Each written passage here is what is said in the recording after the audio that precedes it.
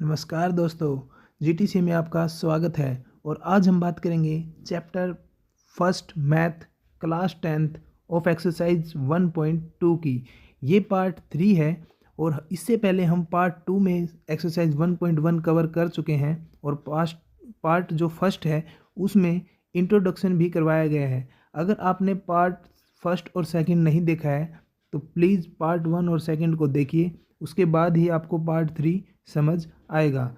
चलिए स्टार्ट करते हैं एक्सरसाइज 1.2 के फर्स्ट क्वेश्चन को। क्वेश्चन नंबर फर्स्ट में प्रूव करना है कि √5 is a irrational number. Prove that √5 is a irrational number. अगर आपने इंट्रोडक्शन वीडियो नहीं देखी है तो मैंने जो आप इंट्रोडक्शन वीडियो जाके देखें उसमें मैंने √2 को इरेशनल नंबर कैसे प्रूव करें वो मेथड बताया है।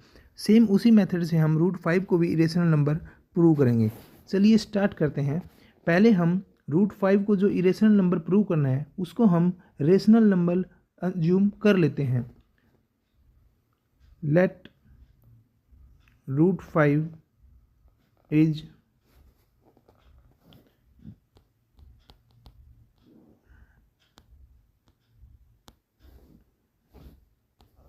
let assume that √5 is a rational number. हमने अज्यूम किया कि जो √5 है वो रेशनल नंबर है। अगर √5 रेशनल नंबर है तो मैं इसको P/Q की फॉर्म में भी लिख सकता हूँ। तो √5 रेशनल नंबर है तो मैं इसको लिखा कि √5 = A/B, जो मैं P/Q की फॉर्म में लिख सकता हूँ, जिसमें B जो है वो 0 के इक्वल नहीं होना चाहिए।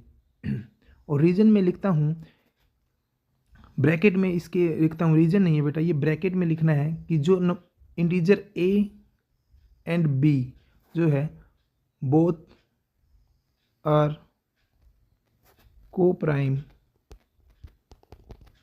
नंबर। कोप्राइम नंबर वो नंबर होते हैं जिनका HCF 1 होता है। इट मीन्स A और B ऐसे नंबर हैं जिनके बीच में कॉमन फैक्टर ओनली 1 है, इनके बीच में और कोई कॉमन फैक्टर नहीं है। अब हमें क्या करना है कि हम A और B को कोप्राइम जो नंबर माने हैं उनको हम कोप्राइम ये प्रूव कर देंगे कि इनका कॉमन फैक्टर 1 नहीं है बल्कि 1 के अलावा कोई और भी कॉमन फैक्टर है। तो ये हमारी जो अजम्पशन है वो रॉन्ग हो जाएगी, तो √5 is a irrational number prove हो जाएगा। तो स्टार्ट करते हैं, बोथ साइड स्क्वेयरिंग करेंगे।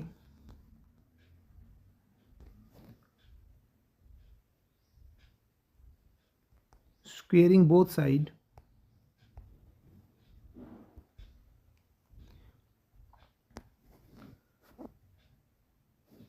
जो √5 है उसका भी स्क्वेयर कर देंगे और A/B जो लिखा है उसका भी स्क्वेयर कर देंगे। एक बार मैं दोबारा लिख देता हूँ बेटा, इसको A/B है, इसका भी स्क्वेयर कर देंगे।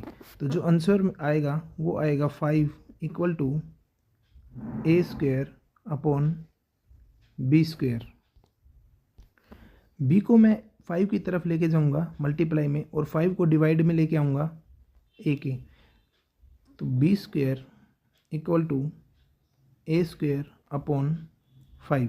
अब आप यहाँ पे देख सकते हो बेटा कि जो 5 है वो A² को डिवाइड कर रहा है। अगर वो A² को डिवाइड करेगा तो वो A को भी डिवाइड करेगा। तो ब्रैकेट में लिखना है A² is divisible by 5, so A is also divisible by 5। ये ब्रैकेट में लिखना है बेटा कि जो A² है वो 5 से डिवाइड हो रहा है, जो A है वो भी 5 से डिवाइड होगा। ये A जो बेटा मैं हाईलाइट कर देता हूँ, जो A है ये भी 5 से डिवाइड होगा। इसको मैं पहली इक्वेशन मान लेता हूँ। नेक्स्ट पेज पे हम अब B को भी 5 से डिवाइड करके दिखा देंगे। तो इसका मतलब ये हुआ कि जो A है और B है वो दोनों ही 5 से डिवाइड हो रहे हैं, तो उनका कॉमन फैक्टर 5 भी है। जबकि हमने पिछली स्लाइड में पीछे देखा था कि जो ए और बी है वो दोनों को प्राइम नंबर है।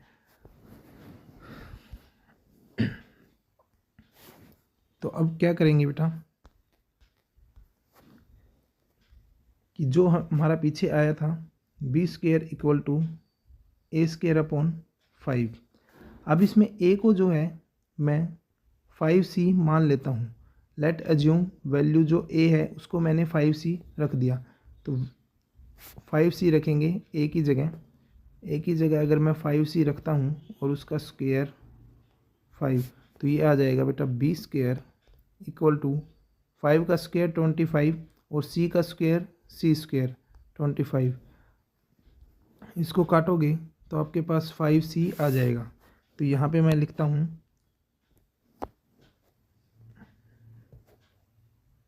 B square equal to 5c square.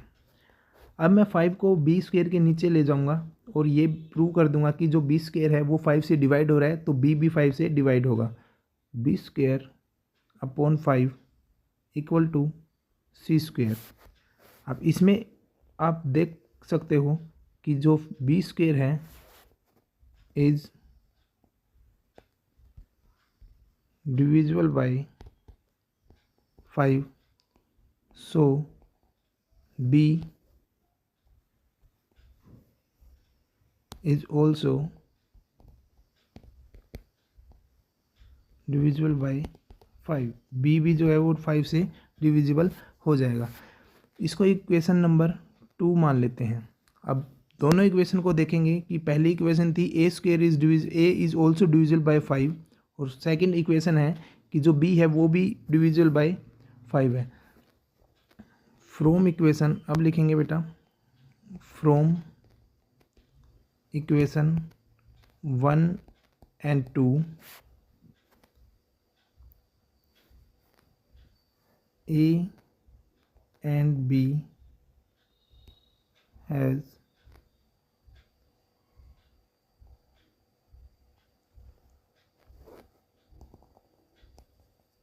common factor 5। A और B जो है उनके पास कॉमन फैक्टर जो है वो 5 भी है। तो इससे प्रूव हुआ कि जो A और B है उनके एक से ज़्यादा कॉमन फैक्टर है। नेक्स्ट स्लाइड में लिखेंगे सो prove A and B have more than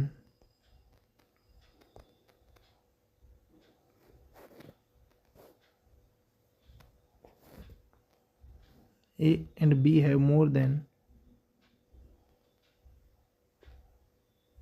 2 common factor, so our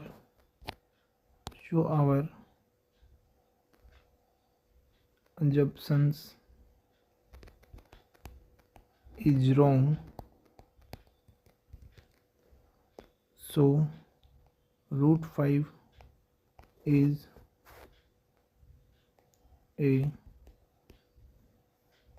an irrational number.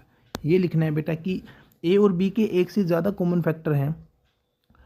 ए और बी के एक से ज़्यादा कॉमन फैक्टर है, उसमें हमने दिखाया था कि जो ए और बी है वो दोनों को प्राइम नंबर है। ए और बी जो है वो को प्राइम नंबर है, लेकिन यहाँ पे हमने को प्राइम नंबर होते हैं जिनका HCF सिर्फ 1 होता है, कॉमन फैक्टर ओनली 1 होता है। लेकिन यहाँ हमने दिखाया कि जो ए है वो 5 से भी डिवाइड हो रहा है। ये यहाँ पे दिखाया कि ए जो है वो 5 से डिवाइड हो रहा है, और अगली स्लाइड में हमने दिखाया कि जो बी है वो भी 5 से डिवाइड हो रहा है। तो दोनों के कॉमन फैक्टर जो है वो 5 भी हैं, तो इसलिए हमारी जो अजम्पशंस है वो रॉन्ग हो जाएगी। और हमने लिखा so prove a and b have more than 2 common factors. More नहीं आएगा बेटा, इसमें आपको लिखना है कि ए और जो बी है वो उनके कॉमन फैक्टर है मोर। ए और B 2 common factor, so our assumption is wrong. √5 is a irrational number. जो √5 को रेशनल नंबर माना था वो √5 है, वो इरेशनल नंबर हो जाएगा। ये था फर्स्ट क्वेश्चन। चलते हैं सेकंड क्वेश्चन की ओर। एक्सरसाइज 1.2 का सेकंड क्वेश्चन करेंगे। इसमें प्रूव करना है कि 3 + 2√5 is a irrational number. 3 + 2√5 is a irrational number. अगर आपने फर्स्ट क्वेश्चन को देखा है तो ये जो √5 है वो इरेशनल नंबर प्रूव कर चुके हैं। अब हमें इनको इस पूरे को इरेशनल नंबर प्रूव करना है। तो यहाँ पे हम मानेंगे कि late assume 3 + 2√5 is rational number. हमने माना कि जो 3 है और 3 + 2√5 है वो रेशनल नंबर है।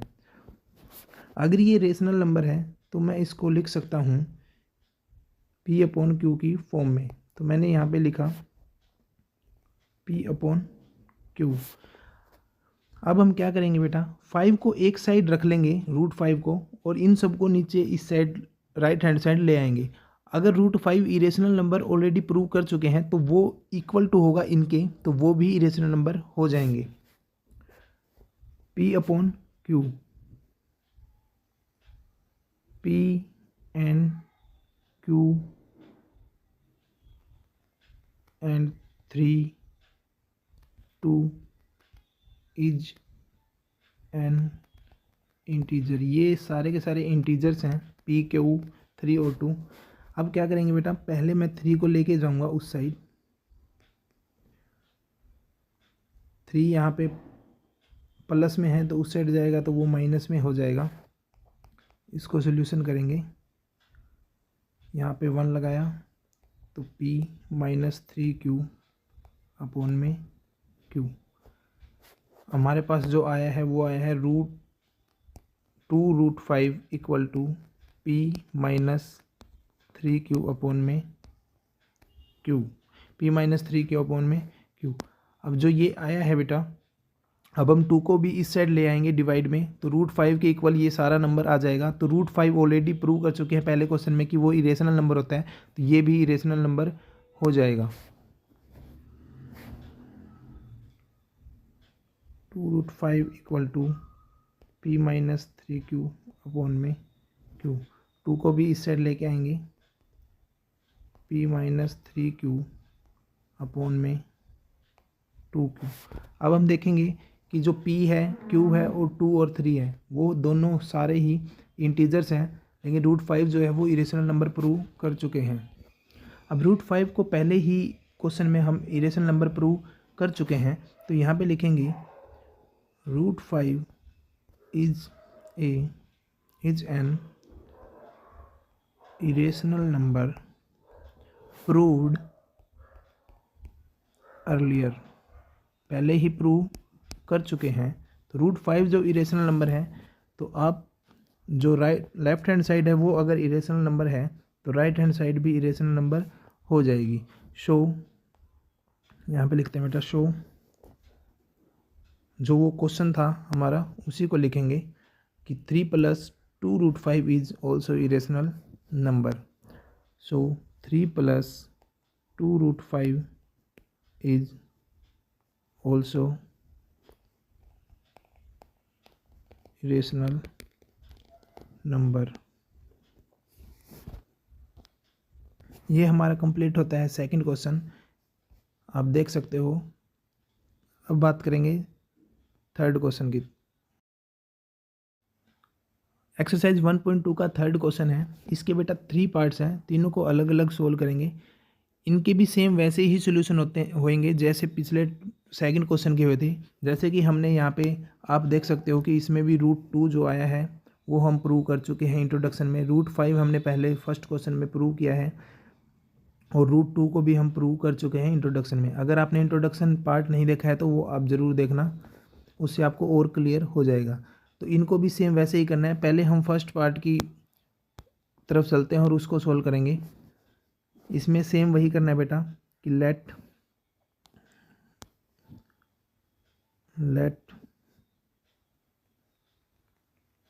assume that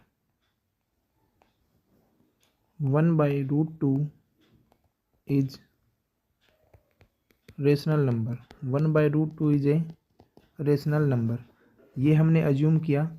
अब हम क्या करेंगे, अगर ये रेशनल नंबर है तो मैंने इंट्रोडक्शन में आपको बताया था कि रेशनल नंबर को हम P/Q की फॉर्म में लिख सकते हैं।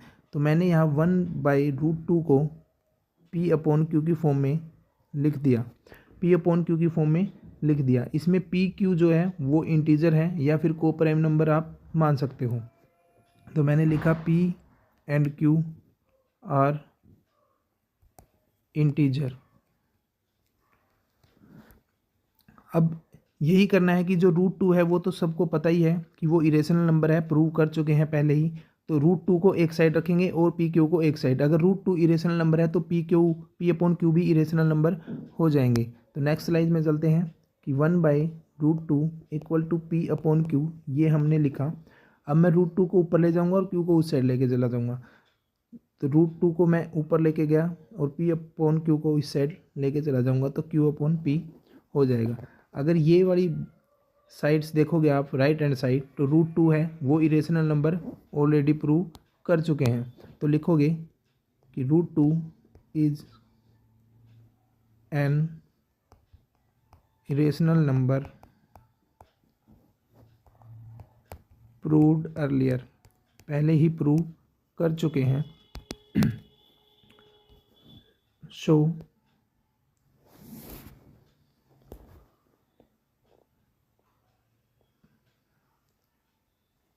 P/Q, इसमें लिखेंगे बेटा Soni, P/Q are integers, so P/P and 1/√2 is also irrational number. आप यही लिखना है कि अगर ये 2 इरेशनल नंबर है तो उसके साथ वाला जो नंबर है 1/√2 वो भी इरेशनल नंबर होगा। 1.2 एक्सरसाइज के थर्ड क्वेश्चन का सेकंड पार्ट भी करेंगे। वैसे ही सेम जैसे √5 हमने पहले प्रूव कर चुका है, तो √5 को लेफ्ट हैंड साइड में रख देंगे और नंबर राइट हैंड साइड में रखेंगे तो दोनों इक्वल हो जाएंगे। तो स्टार्ट करते हैं। Let us assume that 7√5 is rational number. हमें अज्यूम कर लिया कि जो 7√5 है वो इरेशनल नंबर है। तो अगर वो इरेशनल नंबर है तो मैं उसको P/Q की फॉर्म में लिख सकते हैं। तो मैंने 7√5 को P/Q की फॉर्म में लिखा। तो अब क्या करेंगे बेटा, √5 को एक साइड रख लेंगे, 7 को इस साइड ले आएंगे।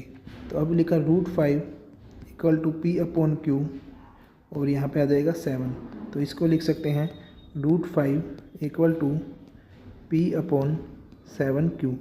अब ये नंबर आप देखोगे तो जो इसकी लेफ्ट हैंड साइड है और जो इसकी राइट हैंड साइड है वो दोनों इक्वल प्रूव हो चुकी है।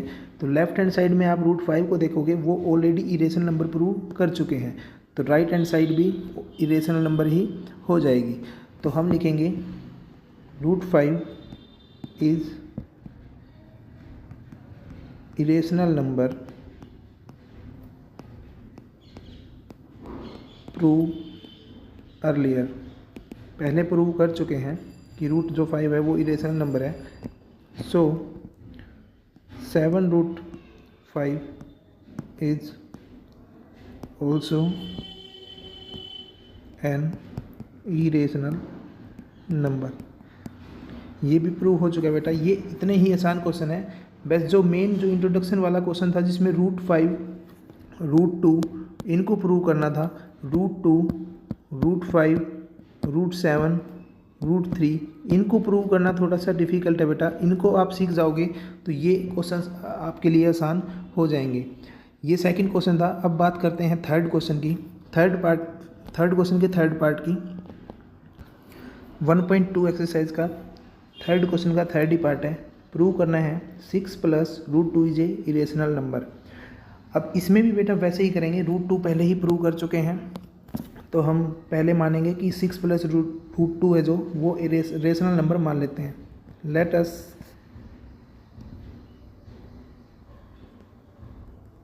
assume that 6 plus root 2 is rational number. इसको अज्यूम किया कि ये रेशनल नंबर है। अगर ये रेशनल नंबर है तो मैं इसको p अपॉन क्यू की फॉर्म में लिख सकता हूँ। तो 6 plus root 2 equal to p upon Q, जहाँ पे p एंड q